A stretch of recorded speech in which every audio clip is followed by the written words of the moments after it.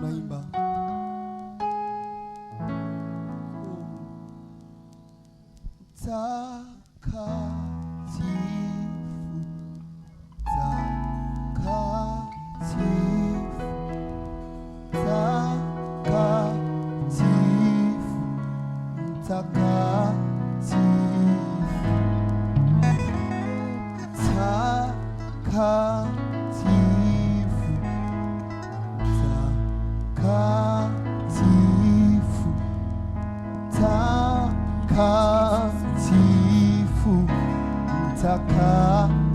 On chante sa microphone, tunaimba pamoja.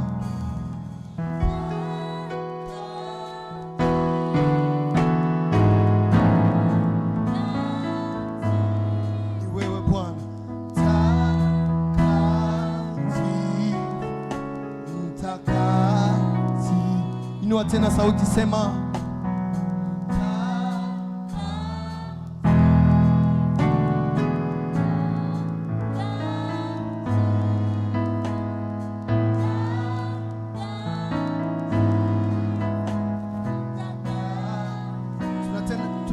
tena, sema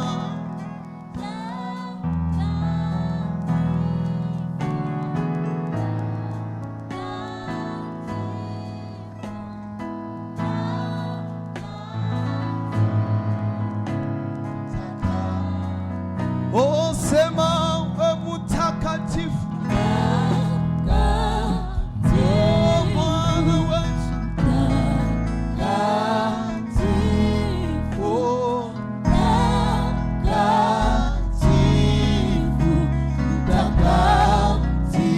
Sema mtakatifu ni wewe.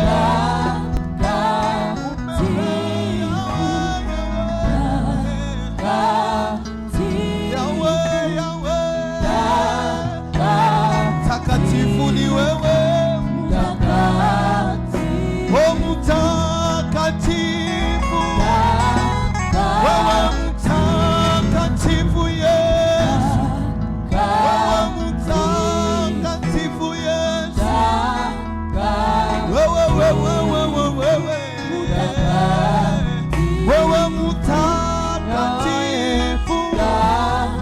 Wewe mtakatifu Yesu.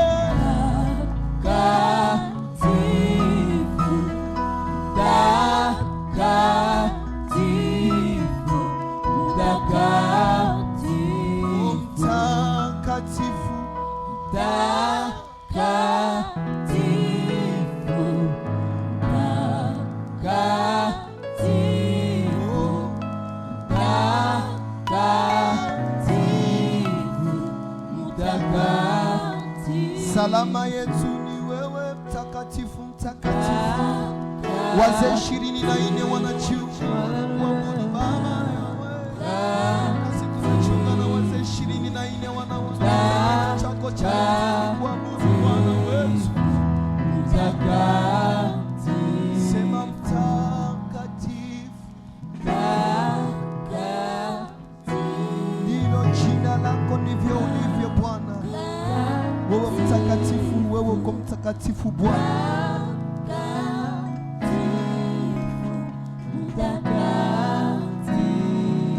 Abudu Bwana kwa maneno ya kinywa chako. Sema kwa kweli Bwana. Fungua kinywa chako, uanze kumwabudu Bwana. Uko peke yako mtakatifu. Uko peke yako yule ambaye hawezi kufanya makosa. Uko peke yako yule ambaye hawezi kudanganyika. Anapoahidi atimiza ahadi zake.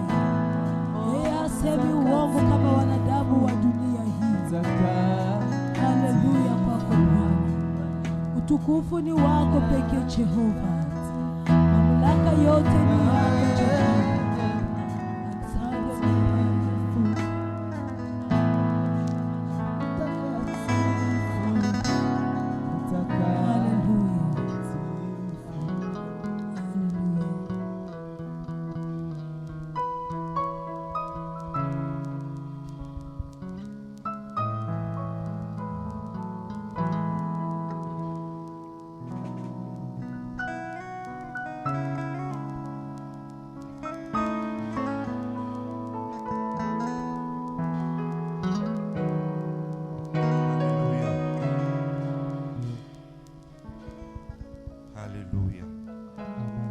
Alléluia.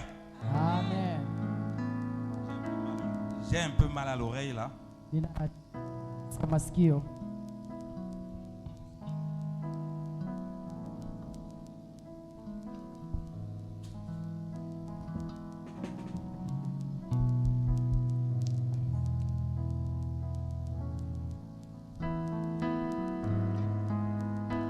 Alléluia. Amen. J'ai un peu mal à l'oreille. J'étais au niveau du baffle. Un moment, ça cognait fort dans mon oreille. Na shida kiasi ya masikio kwa sababu ya sauti. Vous bénissons abondamment de la part de Dieu notre Père, peuple de Dieu. Tunawabariki sana kwa njia ya Bwana wetu Mungu, taifa la Mungu. Vous pouvez vous asseoir. Mnaweza kuketi. Que le Seigneur vous bénisse abondamment. Mungu awabariki sana. La grâce du Père vous soit encore accordée par Jésus-Christ notre Seigneur. Neema ya Baba iwe juu yenu kwa njia ya Yesu Kristo. Les musiciens peuvent encore rester. Tunaomba wanamuziki parce que je vais introduire aussi quelqu'un pour la contribution. Ninaomba wanamuziki wanaweza kurudi kiasi. De mon passage ici pour l'œuvre du Seigneur. Kwa sababu nataka kufanya pia changio langu. J'aime beaucoup les chants en Swahili. Nataka sana nyimbo la Kiswahili. Wanamuziki wanaweza kurudi hapa. C'est tellement beau. Inapendeza sana. Non, je disais, les musiciens peuvent rester. Ok, ça va. Wanamuziki wanaweza kaa. Bon, peut-être les autres qui connaissent le morceau, peut-être ils vont la rejoindre, je ne sais pas. Watakaojua sehemu, ok, sawa. Alors je me présente d'abord. Nataka nijitambulishe kwanza. Parce que Papa Léon m'a présenté sans donner mon nom. Maana Papa Léon alinisema lakini hakutaja jina. Je suis votre frère Yannick Stéphane. Mimi naitwa Yannick Stéphane. Esclave de Jésus-Christ. Mtumwa wa Yesu Kristo. Mis à part de la volonté de Dieu. Nilitengwa ndani ya mapenzi ya Mungu. Pour préparer l'église à la rencontre du Seigneur. Ili kutayarisha kanisa kwa ujio wa Yesu. Pour conduire les païens et les chrétiens à l'obéissance par la foi. Ili kuongoza wapagano na Wakristo tiifu wa imani. J'aime beaucoup la mission. Napenda sana kazi ya Mungu. Je voyage beaucoup. Ninatembea sana. Dans des petits coins et des coins même reculés. Mahali popote pale hata mahali ya kujaendelea. Bon, voyager beaucoup c'est une façon de parler. Kusafiri sana ni kama kusema tu. Ça veut dire que j'aime beaucoup aller vers les autres. Ina maana kwamba ninapenda sana kuwakaribia wengine. Pour les soutenir. Kuwatia moyo. Pour les encourager. Kuwatia moyo. Surtout les démunis, les pauvres, les gens qui n'ont pas de situation. Zaidi sana wale ambao ni maskini, wale ambao hawajaendelea vizuri. Donc je viens de Suisse. Kwa hivi anatoka Suisse. Je suis suisse comme le serviteur l'a dit. Yeye ni kabila la Suisse. Mais je suis d'origine camerounaise. Lakini mzaliwa wa Cameroon. Mais j'ai quand même un nom de Butembo. Lakini amejipatia jina la Butembo. Mon nom de Butembo c'est Kambale. Jina lake ya Butembo ni Kambale. Je ne peux pas être Mumbere. Hataki kuwa tu Mumbere. Parce que Jésus qui c'est le premier. Maana Yesu ndio wa kwanza. Il est Mumbere donc j'ai pris Kambale. Yeye amechukua nafasi ya pili kama Kambale. C'est ma deuxième fois de venir à Butembo. Ndio mara yangu ya pili kuja hapa Butembo. J'étais déjà ici en 2017. Alikuwa hapa mwaka wa 2017. C'est que le Seigneur avait mis dans mon cœur. Kile ambacho Mungu aliweka moyoni mwangu. Donc j'avais voyagé.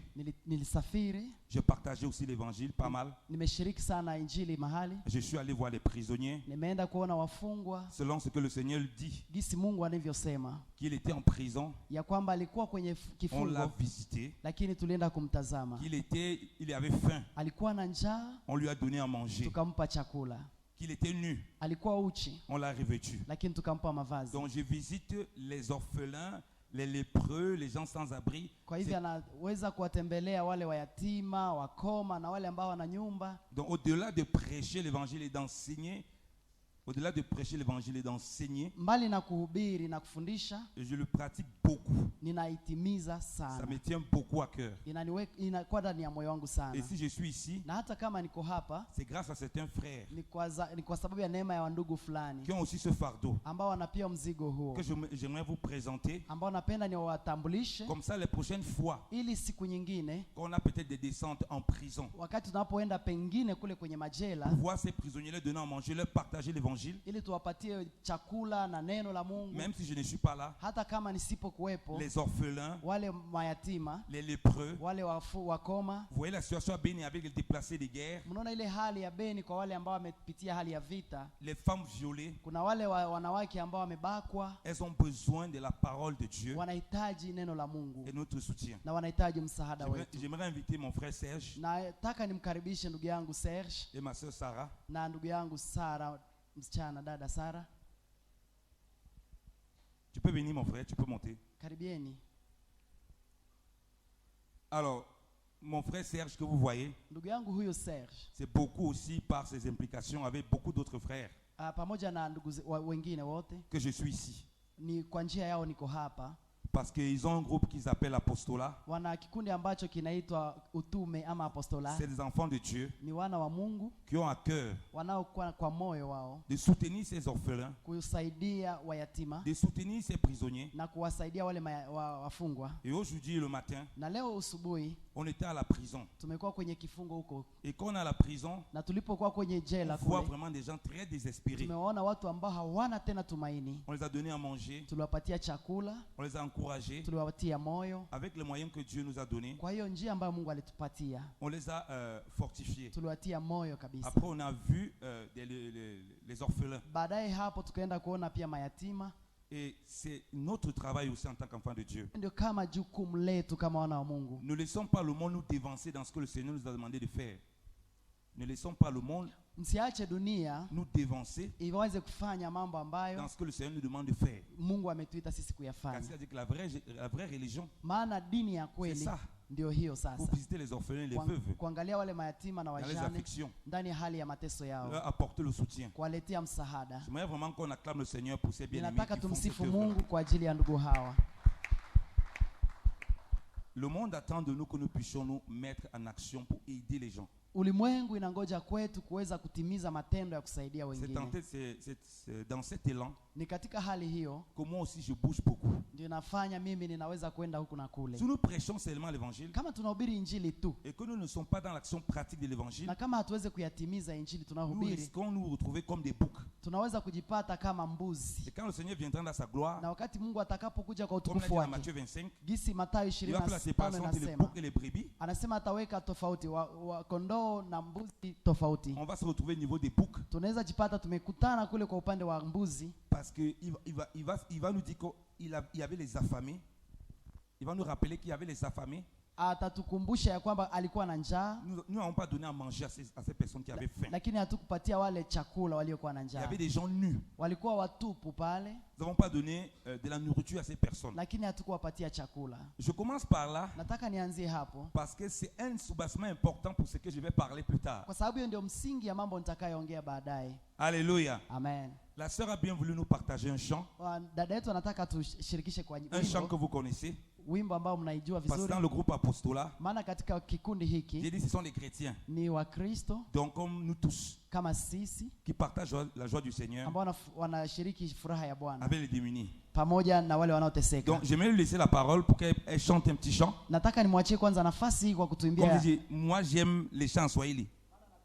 Nataka sana nyimbo za Kiswahili. C'est trop beau mais je ne connais pas parler encore. Ni mzuri sana lakini bado sijaweza Ne vous kuyaongea. inquiétez pas, on va partager la parole de Dieu. Msijali, tutashiriki neno, On va manger. tutakula Et demain, on va continuer à manger. na kesho tutakula Et zaidi, il y aura autant aussi de questions et réponses. na kutakuwa pia muda pia, kama utakuwa na swali tutapata Parce que nous majibu, allons parler de la croissance spirituelle, maana tutaongelea kuhusu ukomavu wa kiroho, de la maturité dans le Seigneur. ukomavu katika Bwana. Mais il faut qu'on soit bien préparé dans la louange et dans l'adoration. Inafaa tuwe tumejitayarisha vizuri ndani ya maabudu na sifa. Amen. Je vais Haleluya. laisser la parole à la sœur. Nataka nimwachie nafasi Sara.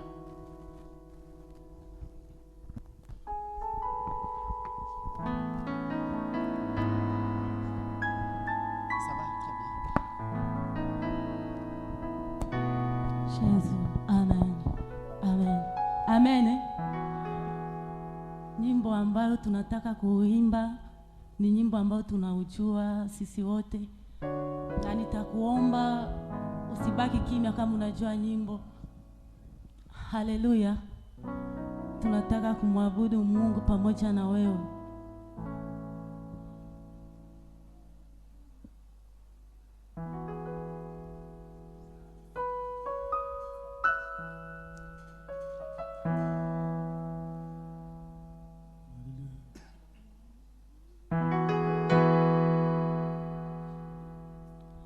Kuna yule aliyenipenda si kwa ajili ya mali,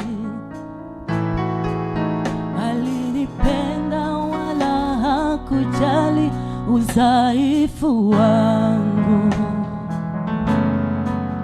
akanionyesha upendo ambao sijaona kwa wengine. Huyu halali wala sinzi, hata leo hajawahi kunichoka. Kuna yule aliyenipenda si kwa ajili ya mali, alinipenda wala hakujali udhaifu wangu. Akanionyesha upendo ambao sijaona kwa wengine. Huyu halali wala hasinzi, hata leo hajawahi kunichoka. Tunaimba pamoja, sikumtafuta, ni yeye aliyekuja kwangu. Ingawaje dhambi makosa yangu, Yesu alinipenda wa kwanza, nikamwamini yeye, kanisamehe dhambi. Upendo wake Yesu wanishangaza. Oh, sikumtafuta, ni yeye aliyekuja kwangu. Ingawaje dhambi makosa yangu, Yesu alinipenda wa kwanza, nikamwamini yeye, kanisamehe dhambi. Upendo wake Yesu wanishangaza. Sikumtafuta, Yesu wangu alikuja kwangu. Ingawaje dhambi makosa yangu, Yesu alinipenda wa kwanza, nikamwamini yeye, kanisamehe dhambi. Upendo wake Yesu wanishangaza. Oh, Yesu, huyu Yesu, rafiki mwema, Yesu, huyu Yesu ninampenda. Alinipenda wa kwanza, rafiki mwema.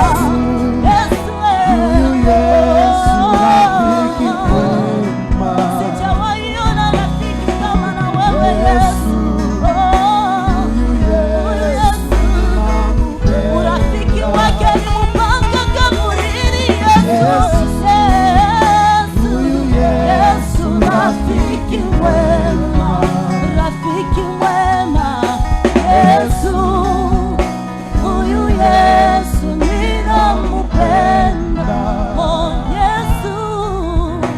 Yesu, huyu Yesu, rafiki mwema. Yesu, huyu Yesu ninampenda.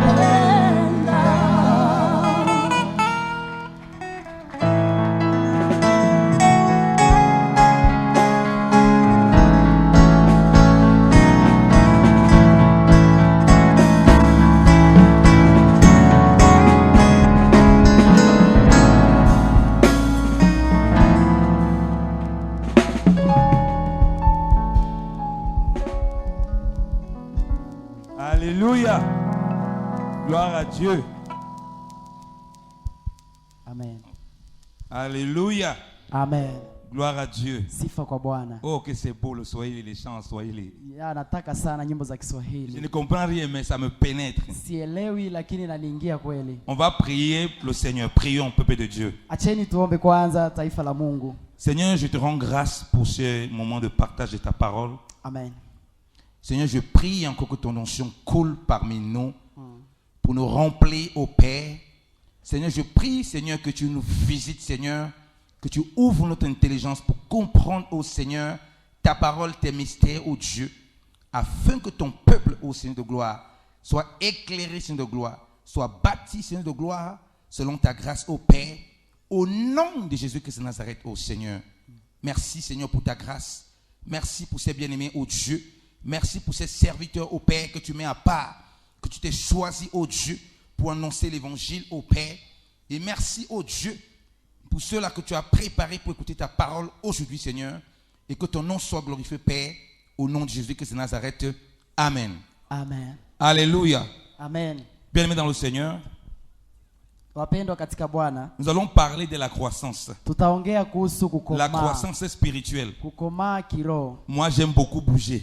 Napenda sana Je vais dire que je ne kutikisika. connais pas rester statique. Sitaki kubaki mahali pamoja. J'ai une grosse voix. Mimi nina sauti kweli. Je ne sais pas si le volume est trop haut, Sijui kama sauti iko juu, parce que j'ai une voix qui porte. maana nina sauti.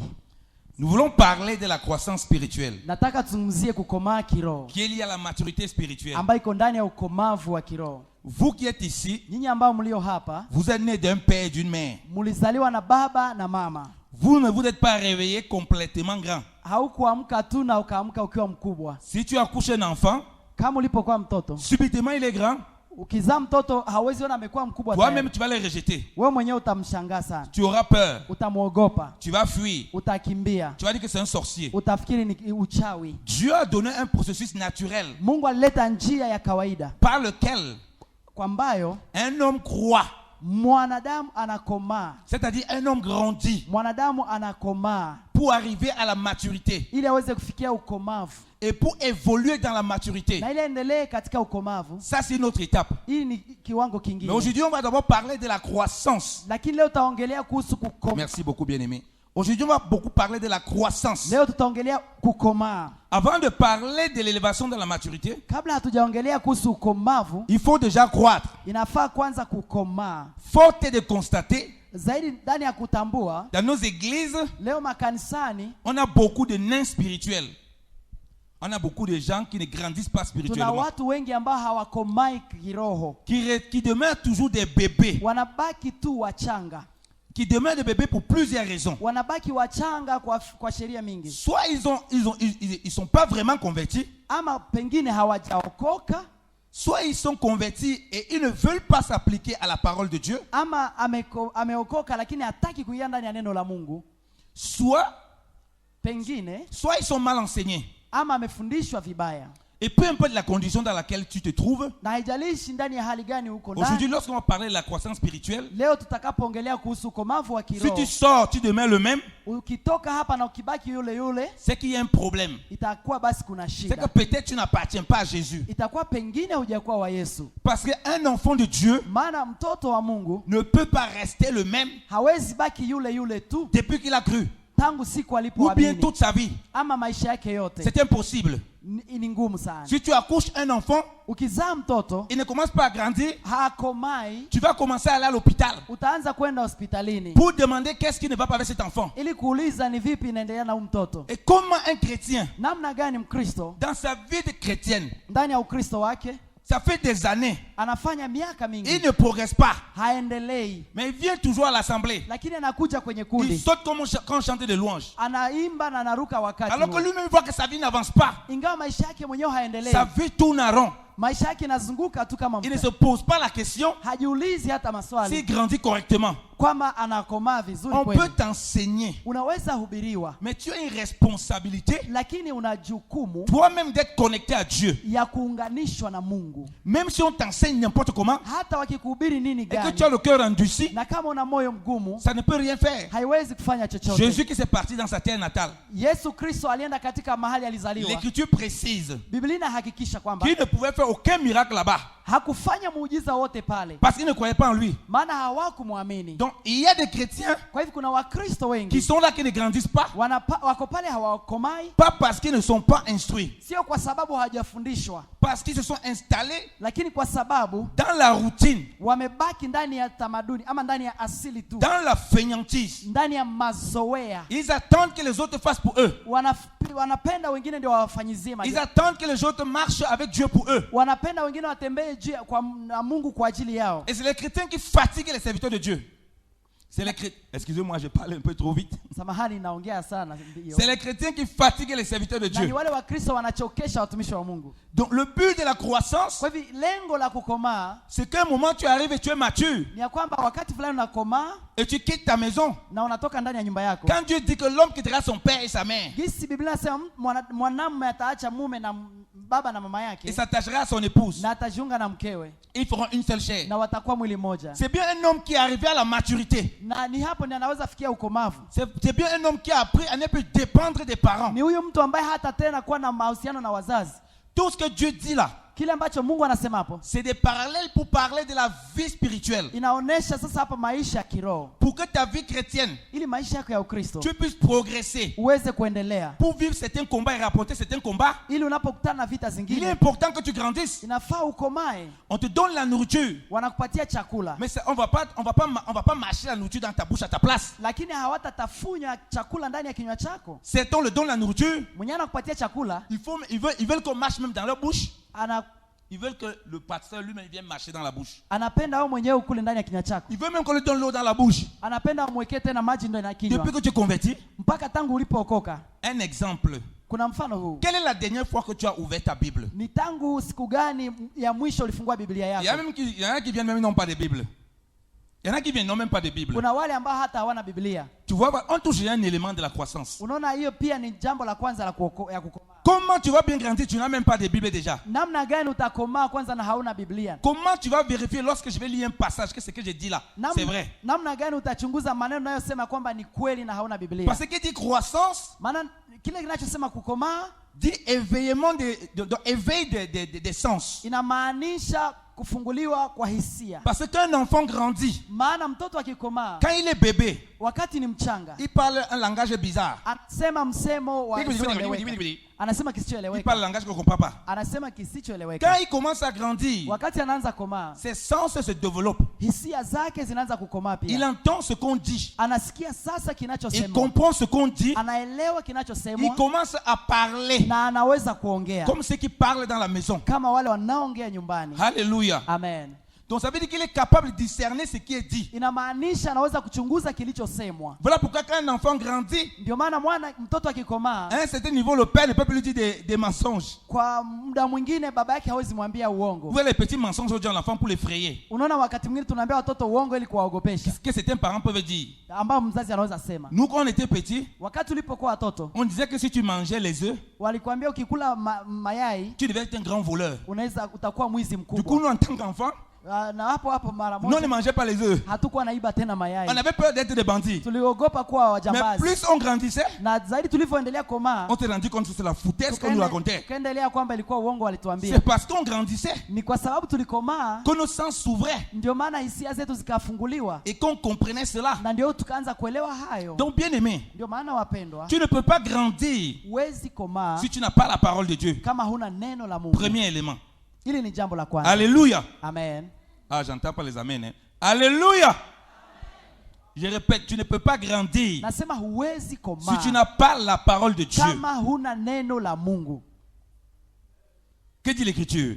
Biblia inasema nini? Lisons Matthieu chapitre 4. Tunasoma Mathayo sura 4. Matthieu chapitre 4. Mathayo sura ya 4. Matthieu chapitre 4, bien-aimé dans le Seigneur, je cherche Wapendwa, l'Écriture. Vous Mathayo. connaissez bien ce passage, Matthieu 4, 4, mais je veux qu'on le lise. Napenda tuisome maana mnaijua.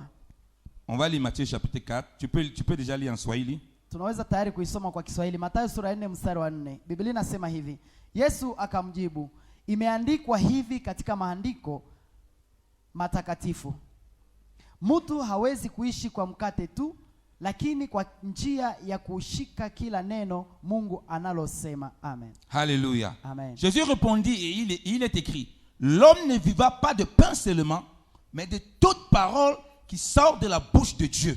Amen. Alléluia. Amen. Je vous ai dit qu'on a dit que l'homme quittera son père et sa mère Tulisema ya kwamba mume ataacha baba na mama yake et s'attacher à sa femme. na ataungana na mke Il wake devient une seule chair. na watakuwa mwili mmoja. De quel homme on parle?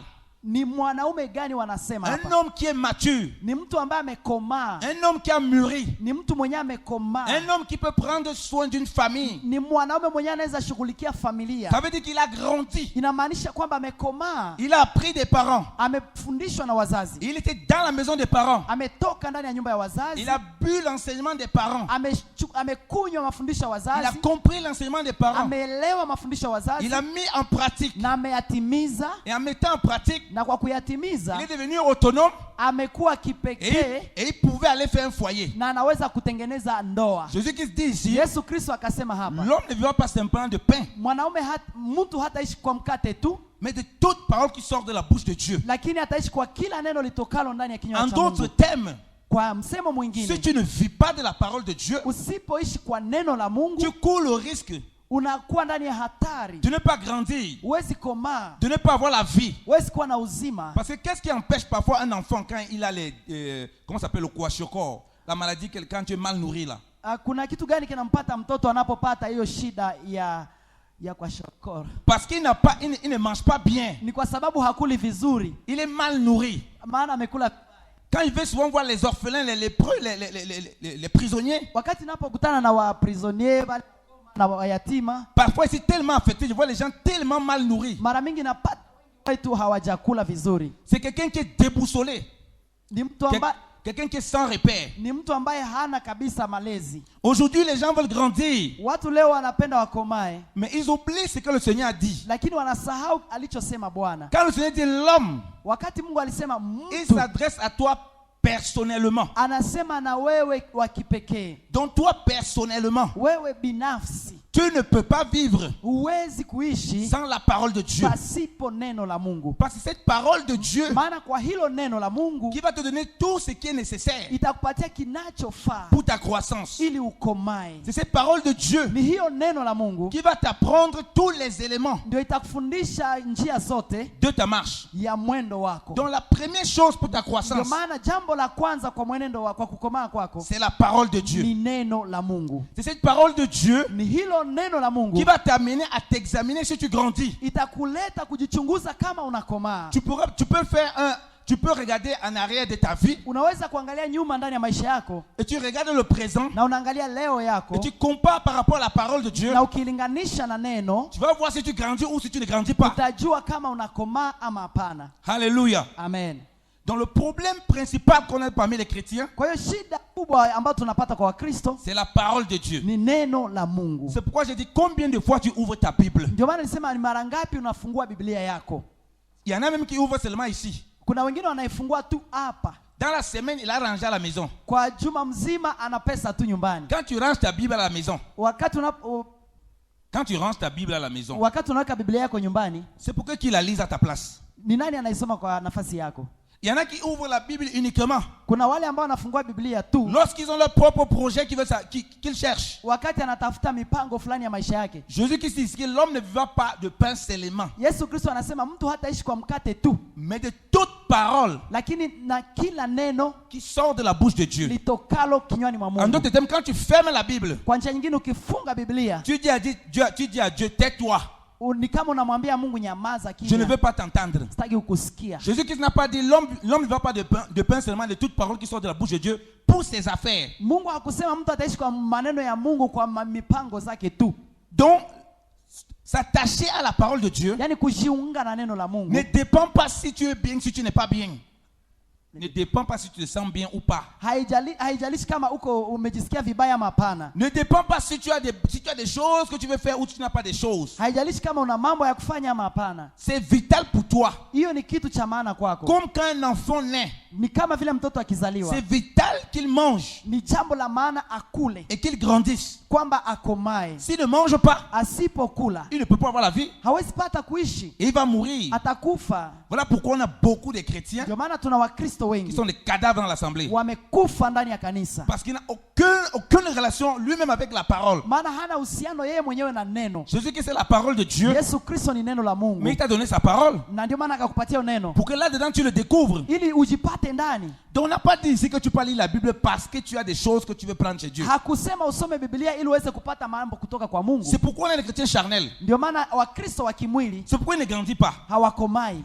Quand ces problèmes sont résolus, Wakati mahitaji yao yanasuluhishwa, ferme la Bible. anafunga tena Donc Biblia, il dit Dieu, tais-toi. anasema Mungu nyamaza tena, Je n'ai pas besoin de toi. sitaki tena maneno yako. Quand les problèmes recommencent, Lakini tena shida zikianza, il court au programme de délivrance. anaenda tena kwenye maprogramu za ufungulivu, Il court à l'église. anakimbia kanisani. En ce moment, il ouvre sa Bible. Hapo tena anaweza fungua Il dit que Biblia, Dieu, parle-moi maintenant. anasema tena Mungu sema nami. Alors qu'on a dit que Ingawa tulisema hapo kwamba l'homme, il dit de toute parole qui sort de la bouche de Dieu. mwanadamu anaishi kwa kila neno linalotoka ndani ya kinywa cha Mungu. Donc ça ne dépend pas de ce que tu vis. Hapa haijalishi na jinsi gani unaishi. Voilà pourquoi Ndio maana wapendwa, le processus que Dieu va mettre dans la parole njia ambayo Mungu analeta ndani ya neno pour ta croissance, ni kwa ajili ya kukomaa kwako, pour ma croissance, kwa ajili ya ukomavu tu yangu. vas rejeter. Unaitupa kwa nini? Parce que tu n'es pas attaché à la parole. Shida ni kwa sababu hujaunganishwa na neno. Tu veux être attaché à tes émotions. Unataka uunganishwe na hisia J'ai zako. dit ici, on a dit que l'homme. Imesema mtu. Donc ça veut dire que c'est personnel. Inasema njia ya upekee. Je commence par cela. Nataka nianzie hapo. Parce qu'il y a beaucoup de chrétiens Kwa sababu kuna Wakristo wengi qui veulent justifier le fait qu'ils ne grandissent pas wanajipatia haki ndani ya kutokomaa parce qu'ils ne sont pas bien enseignés. kwa sababu hawakufundishwa. Ça peut être le cas. Inaweza kuwa pengine hiyo. L'Écriture parle aussi de ce cas. Biblia inasema pia kuhusu hiyo. Mais la première responsabilité d'un enfant de Dieu, Lakini jukumu la kwanza kwa Mkristo c'est d'avoir une relation personnelle avec Jésus-Christ. ni uhusiano wake kwanza na Yesu Ce Kristo. n'est pas le responsable qui va avoir une relation avec Jésus-Christ pour toi. Haiko mchungaji ndiye atakuwa na uhusiano na Yesu kwa ajili yako. Et même ils ont leurs problèmes.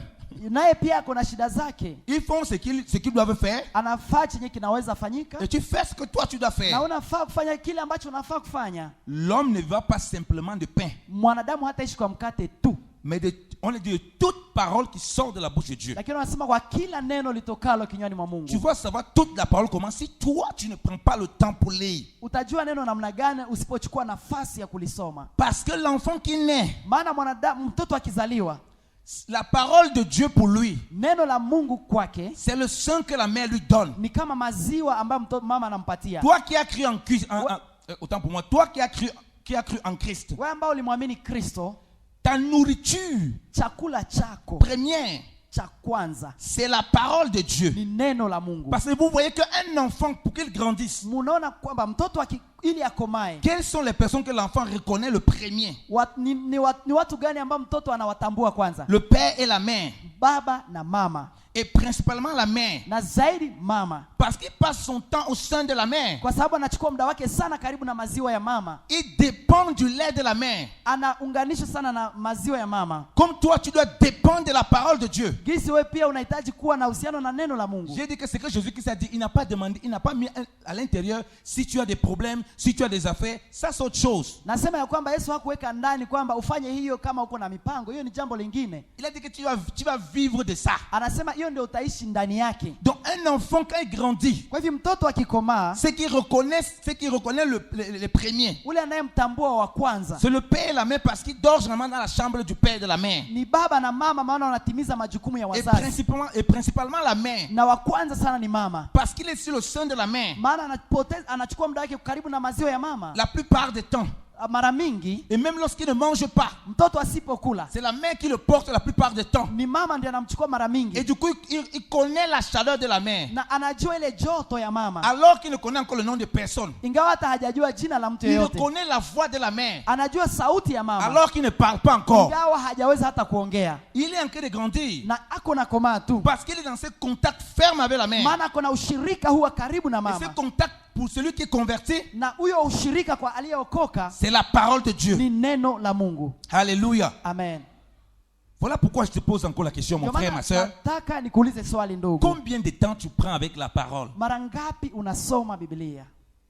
Parce que ton père et ta mère, maana baba yako na mama yako c'est Jésus-Christ de Nazareth. ni Yesu Kristo wa Nazareti, C'est Dieu en Jésus-Christ. ni Mungu ndani ya Kristo. Et ensuite, il va mettre maintenant des anciens ou bien des personnes autour de toi pour t'enseigner. Na hapa anaweza weka sasa wachungaji na wale wanaweza kufunza. Mais premièrement, c'est ta relation avec ton père et ta mère. Lakini cha kwanza ni uhusiano wako kati ya baba na mama yako. Pour le bébé, Kwa mtoto qui le fait vite grandir. ambaye anahitaji komaa, Et les frères et les sœurs na ndugu sasa qui sont autour, ambao wako karibu ce naye sont les serviteurs qui t'aident à grandir. ni watumishi wanaokusaidia Mais tu kukomaa. dépends principalement du père et de la mère. Lakini sana unamtazama baba na Lorsque mama tu es petit, wakati uko lorsque tu mtoto, es bébé. wakati umchanga. Donc le père et la mère représentent le Seigneur. Kwa hivyo baba na mama inaonesha kama ni Mungu. Les frères et les sœurs qui sont autour de toi qui vont t'aider, Wale wa ndugu ambao wako kwenye mazingira yako c'est wanaokusaidia les serviteurs de Dieu. ni watumishi wa Mungu, Ensuite aussi des frères et sœurs qui ont déjà une certaine maturité. ama wale wa ndugu ambao wamekomaa. Mais les chrétiens veulent faire l'inverse. Lakini Wakristo wanafanya mapinduzi, Ils veulent grandir anapenda akomae en dépendant des frères et sœurs, ndani ya kuunganishwa tu na wandugu sans avoir une relation avec le Seigneur. bila kukua pamoja na Mungu. C'est impossible. Ni ngumu sana, Parce qu'il laisse la parole de Dieu à côté. maana anaacha neno la Mungu kando. Voilà pourquoi le frère et les serviteurs de Dieu vont prêcher, Ndio maana wandugu wapendwa, ule mtumishi wa Mungu atahubiri, vont partager la parole de Dieu. anda shiriki neno la Mungu, Ça sera insuffisant. haitatoshea. Tu auras des carences alimentaires. Utakuwa na shida ya kukula, Parce que l'alimentation dont tu as besoin, maana ulezi unaohitaji c'est au-delà de seulement ce qu'on te donne. inazidi kile ambacho unachopewa. C'est la dépendance au Père, Ni katika kuunganishwa na au Baba Père des Lumières, ambayo ni Baba wa nuru, au Seigneur des Seigneurs, ambayo ni Bwana wa mabwana, au travers de sa parole. kupitia neno lake. Même si tu ne comprends encore rien, Hata kama hujaelewa neno même si tu ne lolote, connais encore rien, hata kama hujajua on chochote, va t'enseigner, utafundishwa, tu vas rentrer à la maison, utarudi nyumbani, tu vas ouvrir ta Bible, utafungua tu Biblia, vas vérifier ce qu'on t'a enseigné, utachunguza kile tu vas faire ton walichofundisha, étude biblique, utasoma maandiko tu vas vizuri, poser les questions à Dieu. utauliza Mungu Si tu maswali. ne comprends pas, tu vas rentrer dans la prière, Kama huelewi, utauliza que maombi, Dieu t'éclaire, Mungu akufunulie sans forcer, pasipo majukumu sans, makazi, sans courir. ndani ya pasipo kukimbia. Comme je vous ai dit, un petit enfant dépend de la mère, Jinsi nilivyosema, mtoto anaangalia tu mama yake, dépend totalement de la mère. anaangalia sana mama yake. Mais pourquoi toi tu ne dépends pas principalement de Jésus Kwa nini wewe haumwangalie kwanza sana Yesu au travers de sa parole? kupitia neno lake? Mais tu vas dépendre de l'église, tu peux dépendre de tous les hommes, mais tu ne dépends pas du Seigneur, tu ne lui appartiens pas. Unaweza angalia kanisa na wengine wote, lakini kama una Mungu hauko wake, Ou bien tu ne vas pas bien grandir. ama basi hautakomaa vizuri. Voilà pourquoi tu ne grandis pas spirituellement. Ndio maana haukomai kiroho. Cesse d'accuser les sorciers. Acha kuona, acha kuwakizia balozi, Cesse d'accuser les gens autour de toi. acha kuwakizia wale wanakuzunguka. C'est ta responsabilité première Ni jukumu lako la d'avoir kwanza, ton temps dans la parole. chukua nafasi yako ndani ya Au-delà neno, de ce que les serviteurs de Dieu qui représentent les frères mbali na yale ambao wandugu wanasema, peuvent t'apporter. ambao wanaweza kuletea. Regardez ce que le Seigneur Jésus dit. Tuangalie gisi ambayo Yesu anasema. Nous sommes toujours dans Matthieu chapitre, on va dire Matthieu chapitre 12. Tutasoma Mathayo ya 12, Matthieu chapitre 12. Mathayo sura ya 12. Alors, on va dire, on va même lire Matthieu chapitre plutôt. J'ai la Bible en français là, c'est un peu bizarre.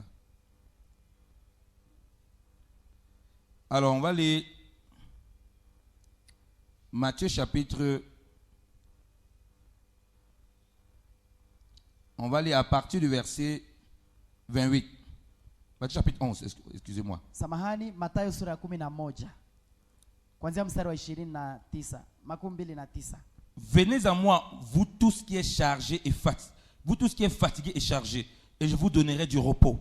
Anasema, njooni kwangu ninyi ambao mnaolemewa na mizigo mizito, nami nitapumzisha. Prenez mon joug sur vous et recevez mes instructions. Chukueni nira yangu na mpate mafundisho yangu, Car je suis doux et humble de cœur, maana mimi ni mpole na mnyenyekevu, et vous trouverez du repos pour vos âmes. na mtapata pumziko kwa nafsi zenu. Car mon joug est aisé et mon fardeau léger. Maana nira yangu ni laini na mzigo wangu ni mwepesi. Lorsqu'on vient au Seigneur, Maana mtu anapokuja kwa Bwana, on est chargé et fatigué de beaucoup de problèmes. mtu amelemewa na mizigo mizito, Et il a besoin de nous délivrer pour qu'on soit dans le repos. anahitaji kutuponya ili tupate pumziko. Et le repos dont passe, comme je dis, par la croissance. Na hapo hiyo pumziko ambayo Yesu anasema ni kukomaa. La croissance, comme je dis, dépend de la parole. Na kukomaa inalinganishwa, iko ndani ya neno la Mungu. Parce qu'il dit qu'il te met lui son joug. Maana anasema anakupatia nira yake. Le joug a plusieurs niveaux de révélation. Nira ama mzigo wake iko na ufunuo mingi. Le joug, tu peux voir la croix. Unaweza ona hiyo mzigo inakuwa ni Le msalaba. jour que tu peux voir la parole de Dieu, Mzigo unaweza kuwa neno la Mungu. le jour que tu peux voir le Saint-Esprit Mzigo inaweza kuwa Roho Mtakatifu qui t'accompagne. ambaye inakuongoza. Parce qu'il dit maintenant, suivez mes instructions Maana anasema mfuate mafundisho yangu pour avoir le repos de ton âme. ili upate nafsi ama upumziko nafsini mwako. Tu vas suivre les instructions du Seigneur comment? Utafata mafundisho ya Bwana namna gani? Parce que les gens n'ont pas le repos Maana watu hawana pumziko parce qu'ils ne grandissent pas, kwa sababu hawakomai. parce qu'ils refusent de grandir. Maana wanakataa kukomaa. C'est-à-dire d'accomplir ce qu'ils doivent accomplir eux-mêmes Maana inamaanisha kutimiza kile ambacho wangefaa en kutimiza tant qu'enfants de Dieu. kama watoto wa Mungu. Prends le temps dans la parole. Chukua nafasi ndani ya neno la Mungu. Et ils ont des fardeaux Na anampatia mzigo qui ne sont pas le fardeau du Seigneur ambao si mzigo wa Bwana, et qu'ils attendent que d'autres personnes retirent à leur place. na anataka wengine waichukue kwa nafasi yake. Regardez ce que la Bible dit. On va lire Luc chapitre, disons Luc chapitre 8. Tutasoma kwanza Luka sura ya 8. Luc chapitre 8, bien-aimé dans le Seigneur. Wapendwa, Luka sura ya 8. On va revenir sur Matthieu 11, ne vous inquiétez pas. Luc chapitre 8. Tusome kwanza Luka 8. On va lire à partir du verset 20. Tutaanzia mstari wa 20 wa 12. Même du verset 19. Kuanzia mstari wa 19. La mère et les frères de Jésus se présentèrent, mais ils ne purent l'aborder à cause de la foule. Mama na wandugu za Yesu wakakuja kumwona, lakini hawakuweza kumfikia karibu naye kwa ajili ya kundi kubwa la watu. Et l'on en informa. Alafu watu Ta wakamwambia, mère et tes frères sont dehors et veulent te voir. mama yako na ndugu zako wako nje wanataka kukuona. Mais il leur répondit, Lakini aliwajibu, ma mère mama yangu et mes frères, na ndugu zangu ce sont ceux qui écoutent la parole de Dieu et la mettent en pratique. ni wale wanaosikia neno la Mungu na kulitimiza. Il dit, ma mère Anasema mama yangu et mes frères, na ndugu zangu ce sont ceux qui écoutent la parole de Dieu et la mettent en pratique. ni wale wanaosikia neno la Mungu na kulitenda. Regardez ce que nous avons lu dans Matthieu chapitre 11, verset 28, qui dit que venez à moi, vous tous qui êtes chargés et fatigués. Mwangalie pale tuliposoma mahali anasema njoni kwangu ninyi ambao Il mnalemewa, dit, et vous avez le repos de vos âmes. nitawapatia pumziko ya Il dit nafsi. qu'il nous donne son joug. Anasema anatupatia mzigo wake, On peut suivre ses instructions. tunaweza kufuata njia zake. Ici, il dit que pour être sa mère et ses frères, Hapa anasema ili ukuwe mama yake na ndugu yake, il faut mettre en pratique la parole de Dieu. anasema inabidi kusikia na kutii neno la En Mungu. d'autres termes, il faut suivre ses instructions. Kwa njia nyingine nafaa kutimiza njia zake, mapenzi yake. Comment donc vas-tu suivre les instructions du Seigneur, toi et moi? Comment on va le faire? Namna gani tutaweza kutimiza maagizo ya Si on Bwana n'a pas la parole de Dieu. tusipokuwa na neno lake? Voilà pourquoi on est tout le temps agité. Ndio maana siku zote tunalemewa, On n'a pas le repos du Seigneur. hatuna pumziko ya Mungu, On est paniqué à la première occasion.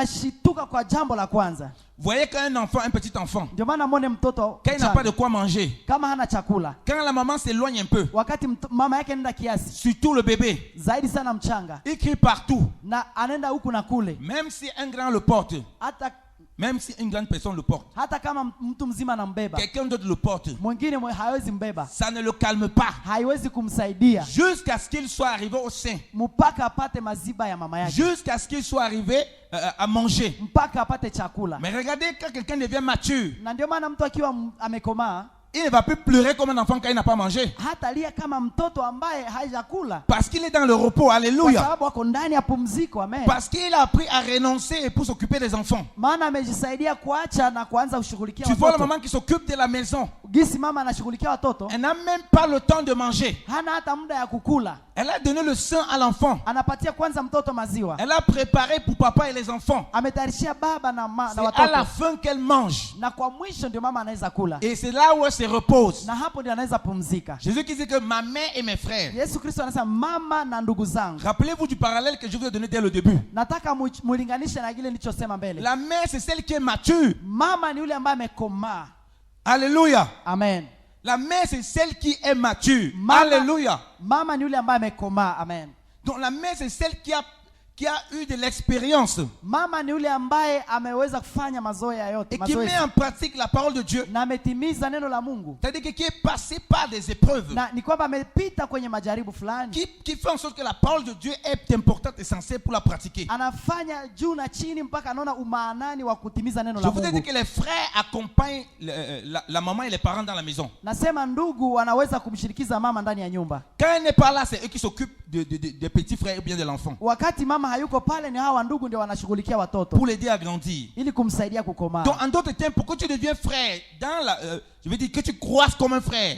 Kwa njia nyingine, ili ukomae Et que tu deviens mature comme une mère. ili kufikia ukomavu kama mama, Donc Jésus-Christ dit que toi et moi, on doit être sa mère et ses frères. inabidi uwe mimi na wewe tuwe ndugu na mama yake. Alléluia. Amen. Et pour ça, il dit que la parole de Dieu doit être mise en pratique. Na kwa hiyo njia ni mpaka neno la Mungu litimizwe. Il a dit que qui est ma mère, qui est ma soeur, qui est mes Anasema frères. mama yangu na ndugu zangu ni nani? Il dit bien, il n'a pas dit c'est, il dit, relisons la parole. Ce sont ceux qui écoutent la parole de Dieu et la mettent en pratique. Anasema ni wale wanaosikia neno la Mungu na kulitimiza. Tu écoutes la parole de Dieu lorsqu'on partage là, toi et moi. Unasikiliza neno la Mungu wakati tunapolishiriki, Mais tu écoutes la parole de Dieu lorsque si tu ouvres la parole pour la lire. na unasoma neno la Mungu tu kwa kulisoma. Parce que tu dépends d'elle. Parce que tu dépends d'elle. Maana wewe ni unaunganishwa Et nalo. le Saint-Esprit donne la capacité de comprendre des choses difficiles. Na Roho Mtakatifu anakupatia kuelewa mambo magumu. Mais si toi tu ne prends pas ce temps, Lakini usipochukua muda huo, voilà pourquoi on a des gens ndio maana tuna watu qui ne grandissent jamais. ambao hawakomai hata kidogo. Ils attendent que les autres grandissent à leur place. Wanangoja wengine wakomai kwa nafasi La yao. plupart et la majorité des problèmes de croissance, Na shida kubwa kulingana na mambo ya c'est parce qu'il n'y ukomavu a pas l'intimité avec le Seigneur. ni kwa sababu hakuna ushirika na Bwana. J'ai commencé par la parole. Nilianzia kuhusu neno.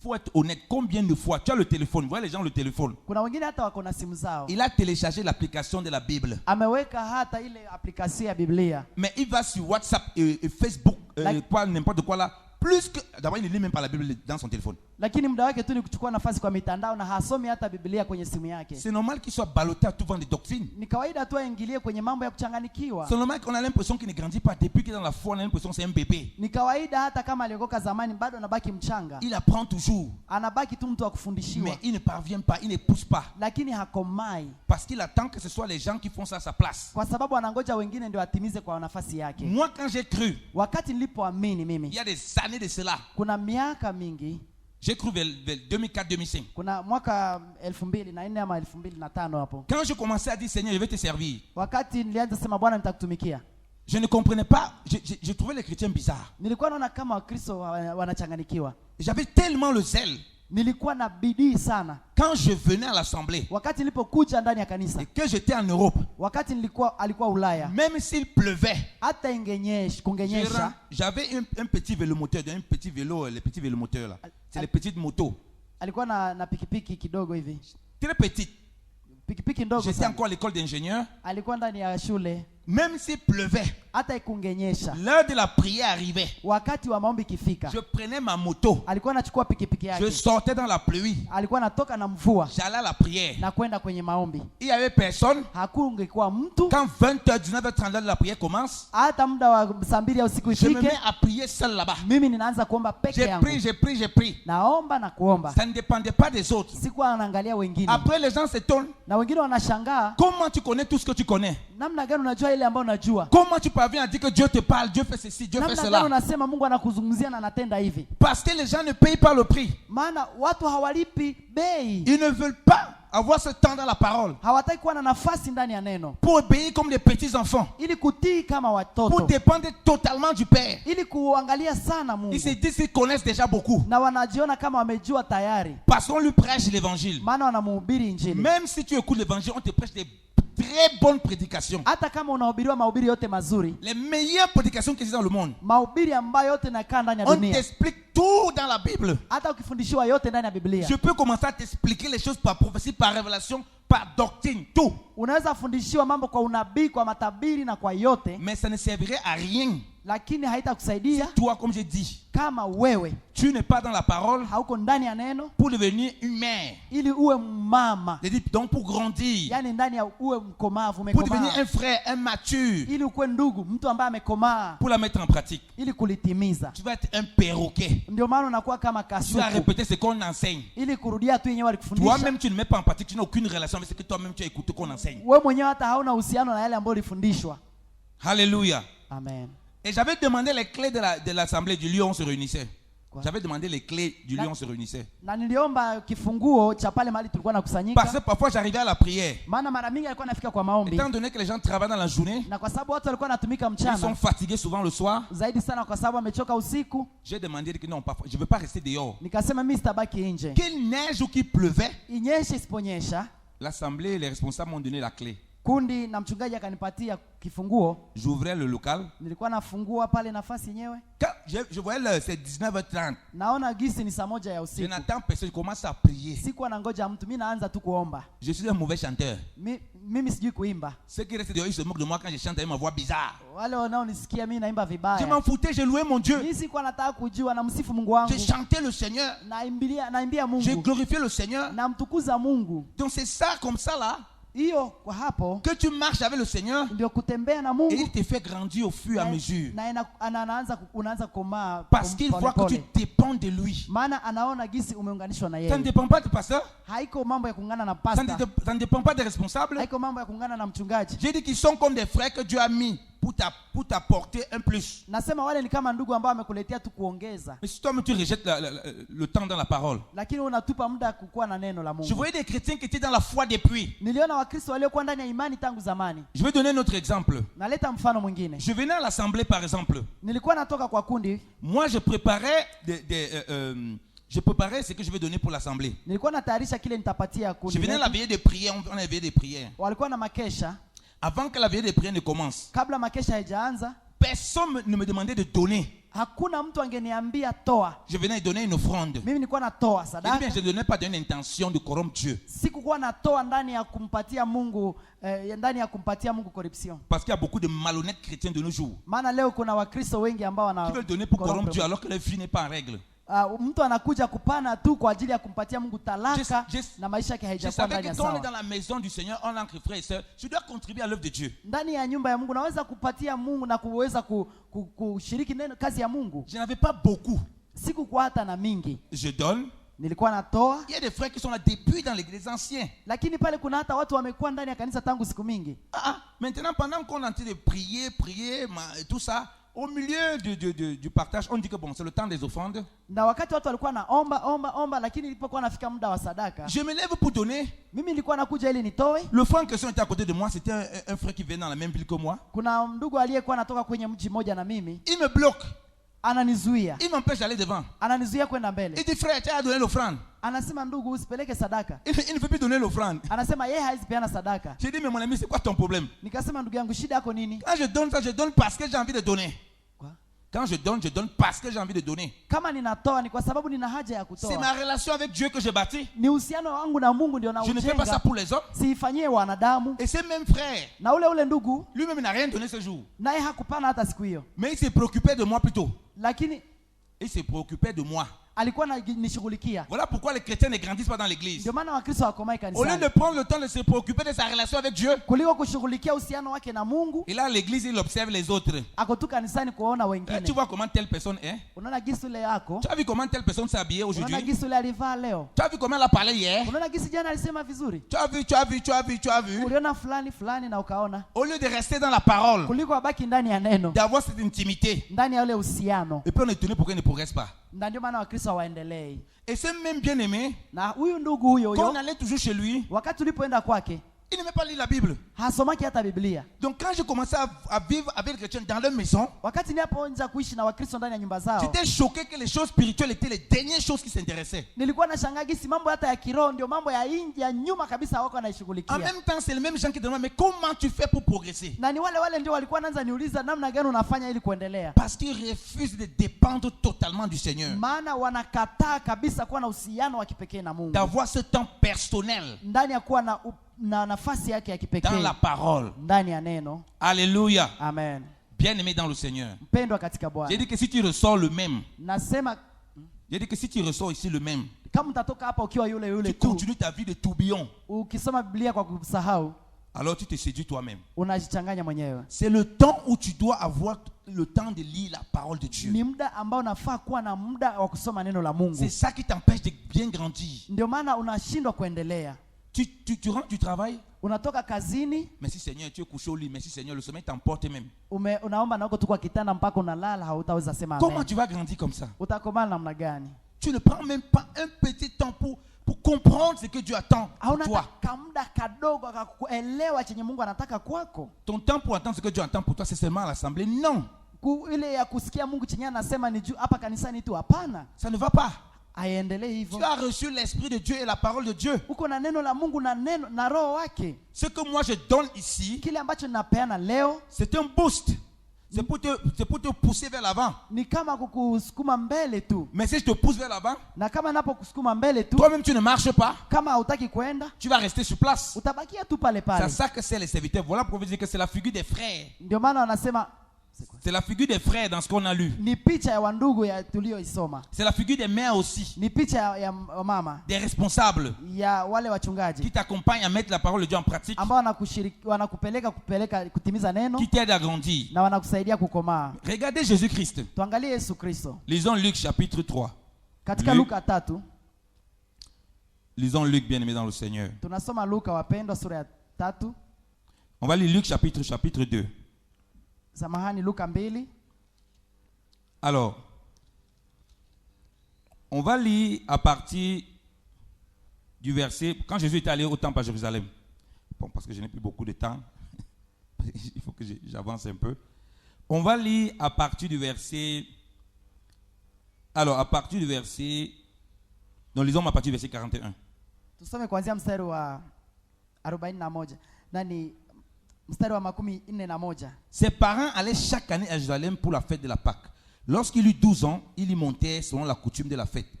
Puis, quand les jours furent écoulés et qu'ils s'en retournèrent, l'enfant Jésus resta à Jérusalem, mais ses parents ne s'en aperçurent pas, pensant qu'il était avec leurs compagnons de voyage. Il fut une journée de chemin et le cherchaient parmi leurs parents et leurs connaissances. Luka 2 Oui, tu peux lire jusque là déjà. 41. Kila mwaka wazazi wa Yesu walikwenda Yerusalema kuhudhuria sikukuu ya Pasaka. Yesu alipokuwa umri wa miaka 12, akaenenda pamoja nao kule kwa sikukuu, ili kama ilivyokuwa desturi. Siku za karamu zilipopita, wakarudia kwao, lakini mtoto Yesu akabaki Yerusalema bila wazazi wake kujua. Mais ils ne le trouvaient pas et retournaient à Jérusalem en le cherchant. Au bout de 3 jours, ils le trouvaient dans le temple, assis au milieu des docteurs, les écoutant et les questionnant. Tous ceux qui l'entendaient étaient surpris de son intelligence et de ses réponses. Quand ses parents le virent, il fut saisi d'étonnement. Sa mère lui dit, « Enfant, pourquoi nous as-tu fait cela? Voici que ton père et moi, nous te cherchons avec angoisse. » Il leur dit, « Pourquoi me cherchiez-vous? Ne savez-vous pas qu'il faut que je m'occupe des affaires de mon père? » Mais il ne comprit pas la parole qu'il disait. Puis il descendit avec eux pour aller à Nazareth. Et il était soumis. Sa mère conservait toutes ces choses dans son cœur. Et Jésus croissait en sagesse, en stature et en grâce devant Dieu et devant les hommes. Alléluia. Amen. Tu peux lire. 45. Lakini kwa kuwa hawakumwona, wakarudia tena Yerusalema kumtafuta. Nyuma ya siku 3 wakamkuta ndani ya hekalu akikaa katikati ya walimu wakuu wa sheria, akiwasikiliza na kuwauliza maulizo. Na wote waliomsikia walishangaa kuona akili yake na majibu yake. Wazazi wake walipomwona wakashangaa sana. Mama yake akamuuliza, "Mtoto wangu, kwa nini umetufanyia kama hivi? Mimi na baba yako tulikutafuta tukiwa na wasiwasi." Yesu akawajibu, "Kwa nini mlinitafuta? Hamjui kwamba ninapaswa kuwa katika nyumba ya baba yangu?" Lakini hawakufahamu neno lile alilowaambia. Basi Yesu akarudia Nazareti pamoja nao, akaendelea kuwatii.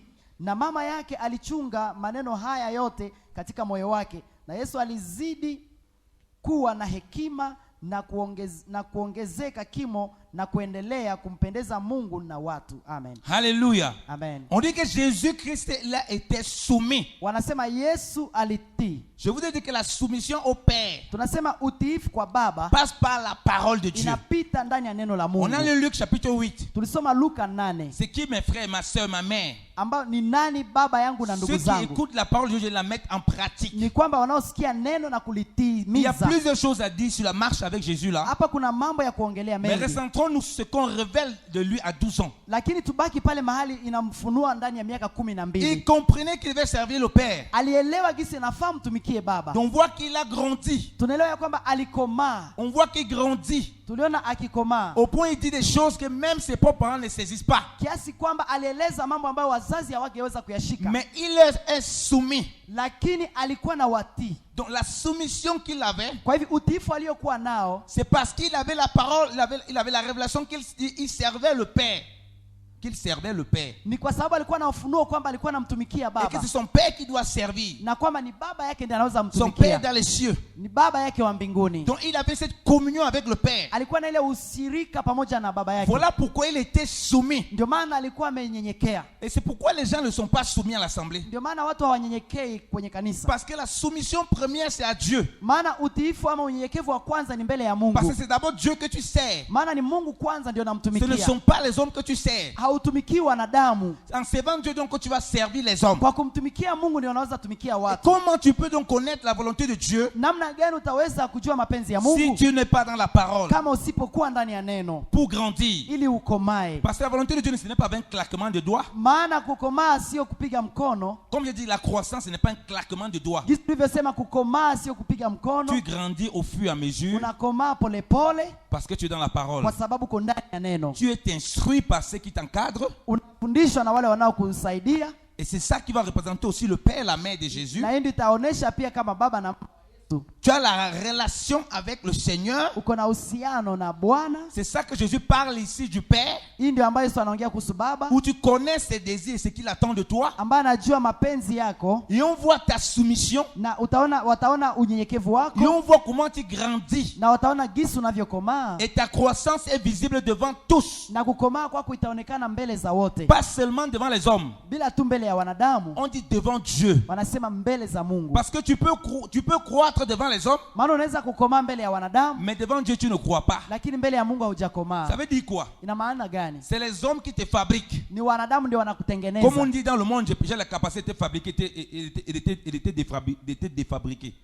J'ai la capacité de te fabriquer et la capacité aussi de te détruire. Nina uwezo ya kukutengeneza na kukuharibu. Mais parce qu'il était connecté au Père, Lakini kwa sababu alikuwa ameunganishwa na parce baba, qu'il connaissait ce que le Père attendait de lui, alikuwa anajua kile baba alikuwa anangoja kwake. parce qu'il était soumis au Père, connaissant sa volonté, Maana alikuwa ananyekea mbele ya baba kujua et mapenzi ça amenait yake, la soumission à ses pères, à ses parents biologiques. na ilimpatia kunyenyekea mbele ya wazazi wake. Et du coup, il y avait le témoignage devant Dieu Na hapo kawa ushuhuda mbele za et Mungu le témoignage devant les hommes. na mbele za wanadamu. Le témoignage devant Dieu, Ushuhuda mbele za Mungu, ça c'est ta relation avec Dieu. hii ni uhusiano wako na Mungu. Parce que nous, on peut témoigner Maana sisi tunaweza kukushuhudia, que non, tu grandis bien. ndio tunasema wewe unakomaa vizuri kweli, Alors que toi-même, tu sais que tu ne grandis pas. ingawa hata wewe mwenyewe unajua Ce que hazijaendelea. tu fais ici, c'est l'apparence. Unaona yenyewe unafanya ni kitu kia nje Le tu. témoignage devant Dieu, Shuhuda mbele za Mungu c'est Dieu qui rend lui-même témoignage. ni Mungu ndiye anashuhudia, Où tu pars dans le lieu secret. ambao unaenda ndani ya mahali pasiri, Et de ton esprit, tu attestes si vraiment ce que tu fais, c'est conforme à Dieu. na ndani ya roho yako unaelewa kama chenye unafanya ni ndani ya mapenzi ya Si Mungu. tu es ama hapana. vraiment soumis à Dieu selon ce qu'il attend. Kama umenyenyekea mbele za Mungu kulingana na chenye anataka. Et comme je dis, cette soumission passe par la parole de Hizi Dieu. nimesema unyenyekevu huu unapita ndani ya neno.